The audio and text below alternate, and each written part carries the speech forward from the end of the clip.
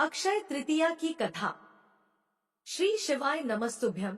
अक्षय तृतीया के पावन पर्व की आप सबको बहुत सारी शुभकामनाएं।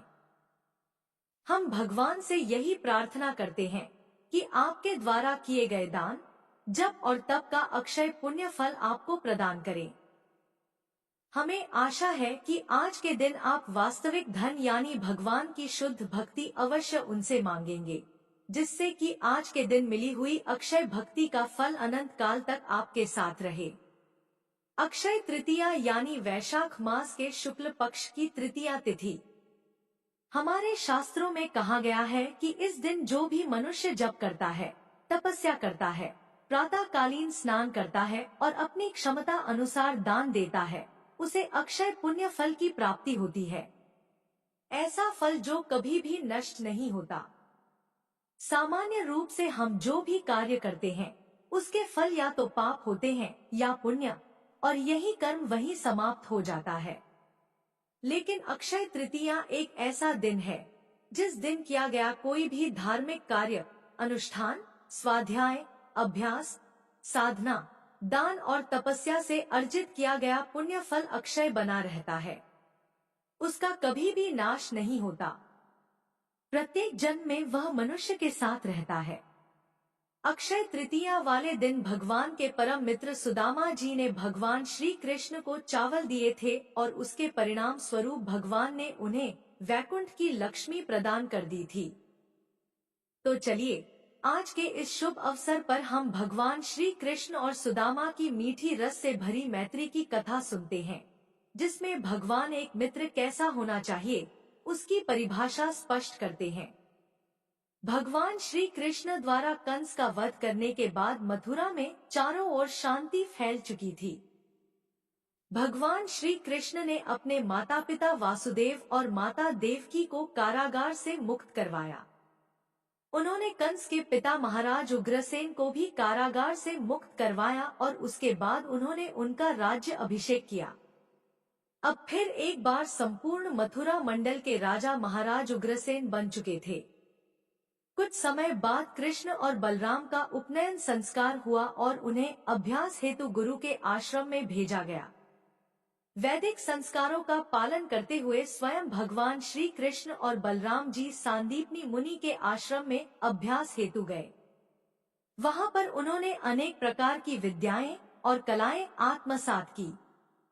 हालांकि भगवान को इन सब चीजों की आवश्यकता नहीं होती, क्योंकि वे स्वयं इन सभी चीजों के स्रोत हैं। फिर भी मनुष्य को शिक्षा देने के लिए जब वे धरती पर आते हैं, तो वे भी उन सभी वैदिक नियमों का पालन करते हैं जो आदर्श रूप से मनुष्य को करना चाहिए। अब कृष्ण और बलराम सापनी मुनि के गुरुकुल में रहते थे। वहां पर श्री कृष्ण का एक परम मित्र बना, जिसका नाम सुदामा था। सुदामा एक निर्धन ब्राह्मण परिवार से आता था, लेकिन वह अत्यंत सरल हृदय का था। भगवान श्री कृष्ण को ऐसे ही सरल, विनम्र और स्नेही भक्त प्रिय है। इस प्रकार भगवान श्री कृष्ण और सुदामा के बीच गाढ़ मैत्री संबंध स्थापित हो गया। वे दोनों सदैव एक दूसरे के साथ रहते, साथ में अभ्यास करते, खाते पीते और गुरु की सेवा करते। कुछ समय तक साथ में अभ्यास करने के बाद जब उनका अभ्यास संपन्न हो गया, तब समय आया एक दूसरे से विदा लेने का। भगवान श्री कृष्ण ने सुदामा को वचन दिया कि उनकी मैत्री सिर्फ गुरुकुल तक सीमित नहीं थी, वह आजीवन उनके साथ रहेगी। जब सुदामा ने श्री कृष्ण के यह वचन सुने, तो वे अत्यंत भाव विभोर हो गए। उनकी आंखों से अश्रु बहने लगे। श्री कृष्ण का इतना प्रेम देखकर सुदामा ने उन्हें गले से लगा लिया। इस प्रकार इतने वर्षों की खट्टी मीठी यादें और प्रेम अपने हृदय में धारण करके कृष्ण और सुदामा दोनों ही अपने अपने रास्ते पर चल पड़े। काल का चक्र घूमता रहा। दोनों ही अब वयस्क हो चुके थे। उनके अपने अपने परिवार बस चुके थे। श्री कृष्ण अब द्वारिकाधीश बन चुके थे। उनका विशाल परिवार था, 16,108 रानियां और उन सबके 10 संतानें। यदुवंश की कीर्ति पताका संपूर्ण विश्व में फहरा रही थी। इस भूतल पर कोई भी ऐसा नहीं था जो श्री कृष्ण को नहीं जानता था। लेकिन सुदामा सुदामा कहाँ थे और किस अवस्था में थे, यह शायद श्री कृष्ण ही जानते थे। अभ्यास पूर्ण होने के बाद सुदामा वापस अपने घर आ गए थे। ब्राह्मण बालक थे, विद्वान थे, तेजस्वी थे, लेकिन कहते हैं ना कि दैव हमेशा कृपालु नहीं रहता। सुदामा को विरासत में निर्धनता मिली थी। इतनी निर्धनता की भोजन के लिए अन्न का एक दाना भी नहीं था। वस्त्र और आवास की तो बात ही क्या करनी, उनका भी एक परिवार था जिसमें पत्नी और संतानें थी। लेकिन वे सब उस भाग्य के चंगुल में फंसे हुए थे, मजबूर, लाचार और निर्धन। अनेक प्रयासों के बाद भी सुदामा अपने परिवार के भरण पोषण हेतु पर्याप्त धन एकत्रित नहीं कर पाते थे। समय बहुत बदल चुका था, लेकिन एक चीज जो अभी भी नहीं बदली थी, वह था सुदामा का श्री कृष्ण के प्रति प्रेम। वे जानते थे कि कृष्ण अब द्वारिकाधीश बन चुके हैं, संपूर्ण ऐश्वर्यों के स्वामी, लेकिन उनके लिए वे मात्र उनके सखा थे। उनके जीवन का एक भी क्षण ऐसा नहीं था जब वे अपने परम मित्र कृष्ण को याद न करते हों। उन्होंने अपने भाग्य का स्वीकार कर लिया था, लेकिन परिवार ऐसे कहाँ चलता है और परिवार की चिंता पत्नी को अधिक होती है। इसी विचार से सुदामा की पत्नी ने एक दिन सुदामा को यह सुझाव दिया, हे स्वामी, आपके मित्र तो स्वयं द्वारिकाधीश हैं। आप उनके पास क्यों नहीं जाते? अगर आप उनसे बात करेंगे, याचना करेंगे, तो वे अवश्य ही हमारी निर्धनता से हमें मुक्त करवा सकते हैं। हमारी दरिद्रता समाप्त हो सकती है। यह सुनकर सुदामा ने कहा, हे प्रिय, क्या मैं अपने मित्र के पास धन मांगने के लिए जाऊं? क्या मैं इतना निम्न हो चुका हूं? तब उनकी पत्नी ने कहा, नहीं स्वामी, यहाँ पर बात निम्नता की नहीं है, अपितु परिवार को बचाने के लिए उसके संरक्षण हेतु सहायता की है। आप ब्राह्मण हैं, वे राजा हैं। इस नाते से भी आप उनके पास दान मांगने के लिए जा सकते हैं। सुदामा ने फिर से प्रश्न किया, लेकिन मैं अपने मित्र के पास जाकर कैसे कुछ मांग सकता हूँ? तो उनकी चतुर पत्नी ने उत्तर दिया, अगर आप अपने मित्र से नहीं कहेंगे, तो और किनसे मांगेंगे? अब सुदामा के पास कोई उत्तर नहीं था। सर पर पारिवारिक जिम्मेदारी थी। उन्होंने अपनी पत्नी की बात मान ली और निर्णय लिया कि वे अपने मित्र कृष्ण से मिलने के लिए अवश्य जाएंगे। लेकिन खाली हाथ कैसे चले जाएं? किसी के पास अगर जाना है, तो कुछ न कुछ लेकर जाना चाहिए। उनके घर में ऐसा कुछ भी नहीं था जो वे श्री कृष्ण को दे सके। इसका भी समाधान सुदामा की पत्नी के पास था। वे साथ वाले घर में गईं और वहां से कुछ सूखे चावल लेकर आईं। उसे एक छोटे से कपड़े में लपेटा और सुदामा के हाथ में थमा दिया। उन्होंने कहा, यह लीजिए स्वामी, आप अपने मित्र को इसे उपहार में दीजिए। सुदामा 2 क्षण तक सोचते रहे। संपूर्ण ऐश्वर्यों के स्वामी द्वारिकाधीश कृष्ण को मैं यह सूखे चावल दूंगा? फिर दूसरा विचार आया, लेकिन और कुछ है भी तो नहीं मेरे पास, और क्या ही दे सकता हूं मैं? ठीक है, जैसी प्रभु की इच्छा। इस प्रकार सोचते हुए, अपने परम मित्र श्री कृष्ण को याद करते हुए वे चल पड़े द्वारिका की ओर। उनके घर से द्वारिका का मार्ग लंबा था। मार्ग पर अनेक पत्थर, कंकर और कांटे थे, लेकिन उनके हृदय में श्री कृष्ण की यादें और उनका प्रेम था। इसलिए वह यात्रा कब पूर्ण हो गई, पता ही नहीं चला। कृष्ण को याद करते करते धीरे धीरे सुदामा पहुंच गए श्री कृष्ण के पास। उनकी नगरी द्वारिका में नगरवासियों से द्वारिका के महल का पता पूछा और ढूंढते हुए धीरे धीरे वे उनके महल के बाहर जाकर खड़े रह गए। बाहर द्वारपाल खड़े थे। द्वारपालों से जाकर सुदामा ने विनती करते हुए कहा, हे द्वारपालों, मैं श्री कृष्ण का मित्र हूँ। जाओ अंदर जाकर श्री कृष्ण से कहो कि उनका मित्र, उनका सखा सुदामा ब्राह्मण आया है। यह सुनकर द्वारपाल हंसने लगे। उन्होंने कहा, अरे ओ ब्राह्मण, यह द्वारिकाधीश का महल है और तुम निर्धन फटे पुराने कपड़ों में आए हुए ब्राह्मण उनके सखा कैसे हो सकते हो? क्या तुम हमारा उपहास उड़ा रहे हो? तब सुदामा ने कहा, नहीं भाई, भाग्य ने मेरा उपहास पहले ही उड़ा दिया है। एक बार जाकर बात तो करके आओ। द्वारपालों को इस गरीब ब्राह्मण पर दया आ गई और वे गए द्वारिकाधीश के पास, जहां पर द्वारिकाधीश अपनी रानियों के साथ बैठे हुए थे। प्रातः काल का समय था। राजसभा में जाने के लिए बस वे तैयार ही हो रहे थे। एक द्वारपाल ने आकर श्री कृष्ण को सूचना दी, प्रणाम प्रभु, आपसे मिलने के लिए कोई सुदामा ब्राह्मण आया है। वह अपने आप को आपका सखा कहता है। जैसे ही सुदामा का नाम सुना, भगवान श्री कृष्ण के रोंगटे खड़े हो गए। उनके प्रत्येक रोमकूप से प्रेम छलकने लगा, आंखों से अश्रु वर्षा होने लगी। वे तुरंत खड़े हो गए। महारानी रुक्मणी के हाथ में उनका मुकुट था, वह वैसे के वैसे ही थमा रह गया। भगवान का अंग वस्त्र नीचे गिर गया। खुले पैर भगवान दौड़ पड़े अपने मित्र सुदामा को लेने के लिए। मार्ग में उनका पीताम्बर कहीं पैरों में फंस रहा था, तो कहीं वे टकरा रहे थे द्वार के पास। लेकिन कृष्ण को कहाँ सुबुद्ध थी। उन्हें तो केवल एक ही शब्द कान में गुंजायमान हो रहा था, और वो था, सुदामा, मेरा सुदामा आया है। बस यह सोचते हुए भगवान भागे जा रहे थे, मानो कोई अमूल्य संपत्ति उन्हें मिल गई थी। महल की रानियां उन्हें देखकर अत्यंत आश्चर्यचकित रह गईं। आज तक उन्होंने कभी अर्जुन के लिए या द्रौपदी के लिए भी भगवान को ऐसे दौड़ते हुए नहीं देखा था। तो फिर आज कौन सा ऐसा विशेष अतिथि आया था जिसके लिए भगवान न पैरों में चप्पल पहने, न ही पूरे वस्त्र पहने और इस प्रकार पागलों की भांति भागे जा रहे थे।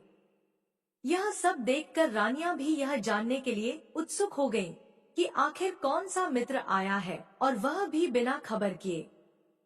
जब तक रानियां सोच रही थी, तब तक भगवान पहुंच चुके थे उनके महल के द्वार तक, जहां पर एक बूढ़ा सा ब्राह्मण खड़ा था। उसके कपड़े फटे हुए थे, पैरों में कांटे चुभे हुए थे, उसमें से खून निकल रहा था। उसके एक हाथ में लकड़ी थी, लेकिन आंखों में आंसुओं के साथ कृष्ण के लिए भरपूर प्रेम था। वह था कृष्ण का प्रिय मित्र सुदामा। भगवान उसे देखते ही रह गए और जाकर सीधे से उन्होंने उसे गले से लगा लिया। वर्षों से बिछड़े हुए इन दोनों परम मित्रों का आलिंगन संपूर्ण ब्रह्मांड देख रहा था और उनकी प्रेम वर्षा में भीग रहा था। दोनों ही मित्र एक दूसरे से आलिंगन करते हुए अपने अपने अश्रुओं से एक दूसरे को स्नान करवा रहे थे। कुछ समय बाद श्री कृष्ण ने सुदामा से कहा, अरे मित्र, तुम तो मुझे भूल ही गए थे। इतनी देर क्यों लगा दी आने में?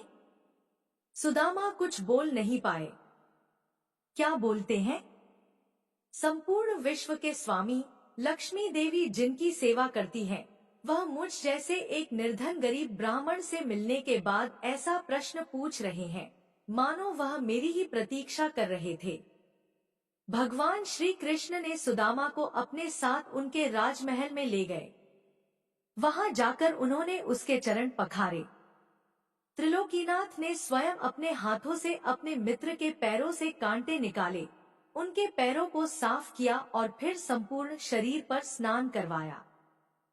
सुगंधित जल से चंदन से लेप किया और जहां जहां भी घाव थे, वहां पर औषधि लगाई। एक अभिषेक भगवान श्री कृष्ण सुगंध युक्त जल से सुदामा के ऊपर कर रहे थे और दूसरा अभिषेक सुदामा की आंखों से हो रहा था। स्नान इत्यादि संपन्न करके नए वस्त्र परिधान करवा के भगवान सुदामा को हाथ पकड़कर लेकर आए भोजनशाला में अपने पास बिठाया और रानियों को आदेश दिया कि 56 प्रकार के व्यंजन लाए जाएं। उनके आदेश का पालन हुआ। भोजन की व्यवस्था हुई और अब दोनों मित्र भोजन करने के लिए बैठे थे। लेकिन भगवान को भूख कहाँ थी। वह तो आज अपने मित्र को खिलाना चाहते थे। वर्षों बाद मिले हुए इस अवसर को वे जाने नहीं देना चाहते थे। इसीलिए भगवान ने एक के बाद एक कौर उठाए और अपने मित्र को खिलाने लगे। सुदामा की आंखों से हो रही अश्रु वर्षा अभी भी बंद नहीं हुई थी। वे समझ नहीं पा रहे थे कि जगत के नाथ स्वामी होकर भी मुझ जैसे तुच्छ ब्राह्मण के लिए इनका इतना प्रेम, अपार करुणा कैसे? आखिर मैंने क्या किया उनके लिए? सिर्फ याद ही तो करता था मैं उन्हें, लेकिन भगवान के लिए इतना काफी था। एक के बाद एक अनेक प्रकार के व्यंजन भगवान ने सुदामा को अपने हाथों से खिलाए और सुदामा ने अपने हाथों से कृष्ण को खिलाया। आज दोनों की भूख भोजन खाकर नहीं मिटी थी, बल्कि एक दूसरे को खिलाकर मिटी थी। इस प्रकार दोनों मित्रों का आदान प्रदान चलता रहा। अंतापुर की सभी रानियां आश्चर्य से यह देखती रही। भोजन समाप्त होने के बाद भगवान ने सुदामा को विश्राम करने के लिए आवास प्रदान किया। जब सुदामा थोड़ी देर बाद विश्राम करके आए तो दोनों मित्र बैठकर बातें करने लगे।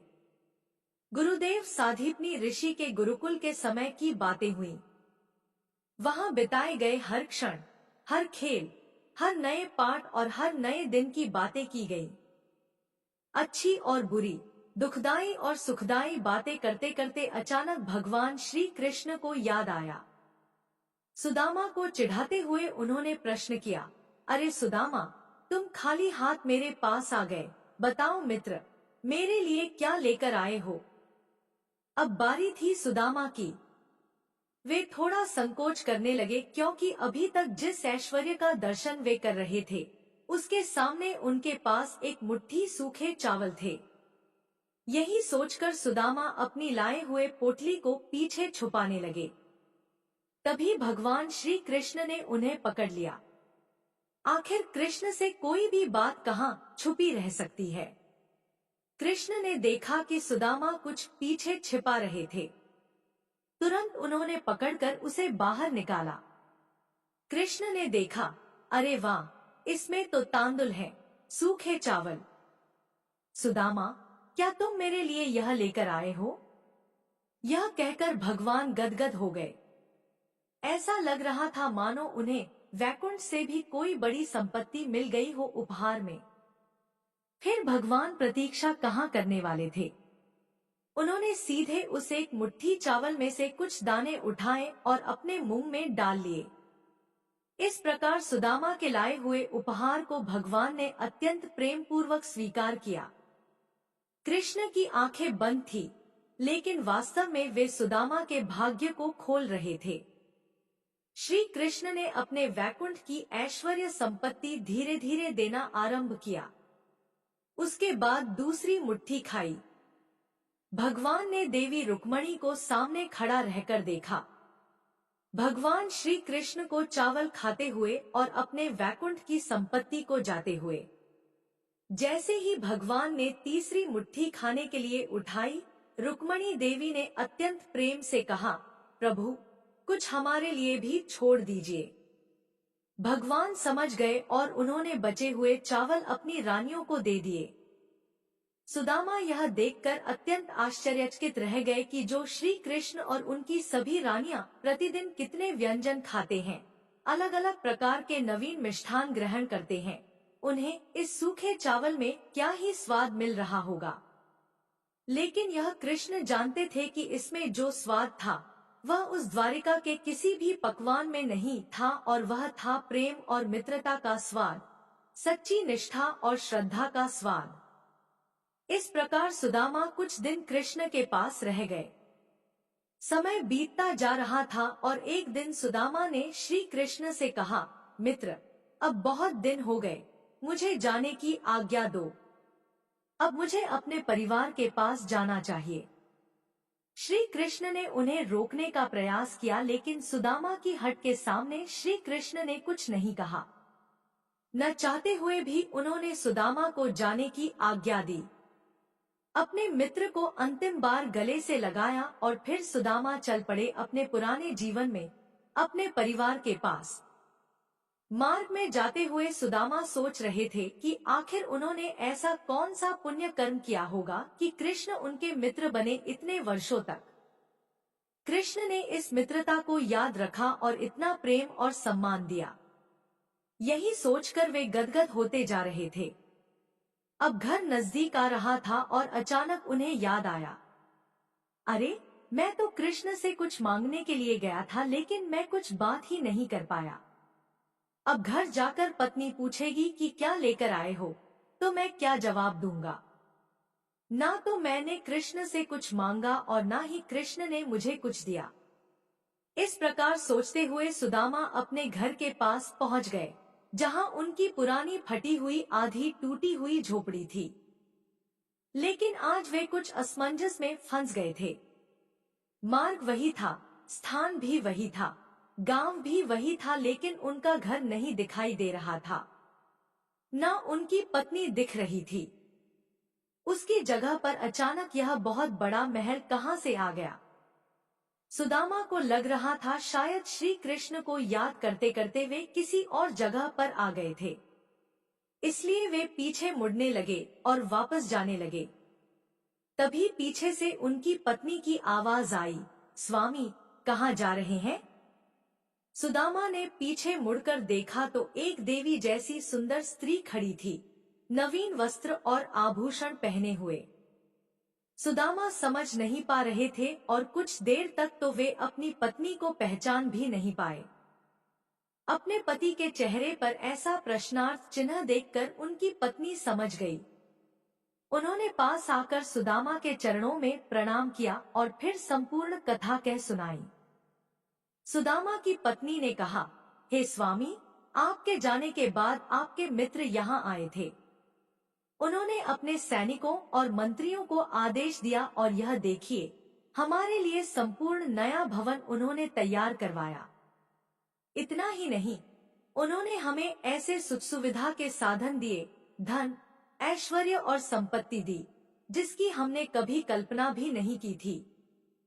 आज हमारे घर में ना अन्न की कमी है, ना धन और वस्त्र की। आइए स्वामी, जरा देखिए तो सही। अंदर आकर। लेकिन सुदामा को देखने का कहाँ समय था। उनकी आंखों की वर्षा फिर से शुरू हो गई थी। अपने मित्र की इस अनकही उदारता को देखकर भले ही उन्होंने कुछ नहीं मांगा था, लेकिन कृष्ण तो जगतपति हैं, भगवान है, उनसे कोई बात छिपी रह सकती है। बिना मांगे ही कृष्ण ने सुदामा को त्रिभुवन का ऐश्वर्य और समृद्धि प्रदान कर दी थी। सुदामा की पत्नी और उनके बच्चे उन्हें नया घर और उनका आवास दिखाने में व्यस्त थे, लेकिन सुदामा वापस चले गए थे अपने मित्र के पास। मन की यात्रा करके कृष्ण के पास, उनके चरणों में, उनके गले से लगकर आलिंगन करके रोने के लिए। ऐसा मित्र कहाँ किसी को मिल सकता है कृष्ण के अलावा। बस यह सोचकर सुदामा रोते रहे और उस दिन संध्या हो गई। जिस दिन सुदामा ने श्री कृष्ण को यह सूखे चावल उपहार रूप में दिए थे, वह आज ही का दिन यानी अक्षय तृतीया का दिन था। इसी के परिणाम स्वरूप उन्हें अक्षय धन संपत्ति की प्राप्ति हुई। भौतिक धन संपत्ति तो मिली ही, लेकिन वास्तविक धन भगवान की शुद्ध भक्ति और प्रेम सुदामा को प्राप्त हुआ। इसीलिए अक्षय तृतीया के दिन जितना महत्व भौतिक चीजों की खरीदारी का और उसके पुण्य फल अर्जित करने का है, उससे कई गुना अधिक महत्व आज के दिन तपस्या करने का, भगवान श्री कृष्ण के पवित्र नाम हरे कृष्ण महामंत्र का जप करने का है। आज के दिन अधिक से अधिक मात्रा में हरे कृष्ण कृष्ण कृष्ण हरे हरे, हरे राम राम राम हरे हरे इस महामंत्र का जप करना चाहिए अपने उस परम मित्र के लिए, कृष्ण के लिए, जो सिर्फ एक सूखे चावल के बदले में आपको अपना संपूर्ण वैकुंठ देने के लिए तैयार हो जाते हैं। ऐसे भगवान के लिए यही है वास्तविक अक्षय तृतीया का महत्व। जब हम बिना किसी स्वार्थ के अपनी इच्छा के भगवान की शुद्ध भक्तिमय प्रेममय सेवा में संलग्न होते हैं। हमें आशा है कि आज की कथा आपको अच्छी लगी होगी।